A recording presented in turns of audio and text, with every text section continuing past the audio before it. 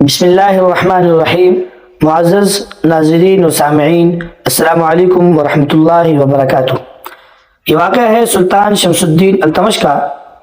سلطان شمس الدین التمش دہلی کے بادشاہ تھے اور ایک نیک، متقی اور پرہیزگار بادشاہ تھے۔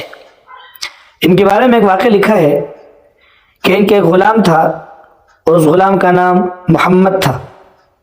سلطان جب بھی اپنے غلام کو پکارتے تو ہمیشہ محمد کہہ کر پکارتے تھے، لیکن ایک دفعہ سلطان نے جب اپنے غلام کو پکارا تو محمد کہنے کے بجائے کسی دوسرے نام سے پکارا تو غلام خوف سے کانپ اٹھا اور کہا کہ حضور، آج کون سی غلطی ہو گئی جو غلام کو اس نام سے نہیں پکارا؟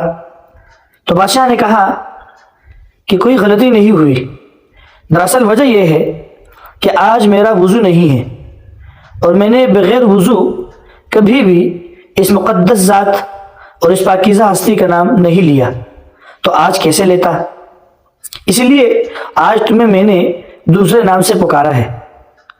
تو سنا دوستو کہ اس زمانے کے بادشاہ بھی کیسے ہوا کرتے تھے، اور اس زمانے کے بادشاہ اس مقدس نام اور اس پاکیزہ نام کا کیسا ادب کیا کرتے تھے۔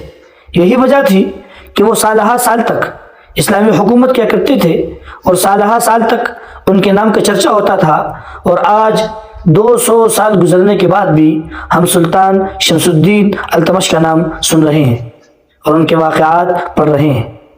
اسی لیے کہا تھا با ادب با نصیب، بے ادب بے نصیب۔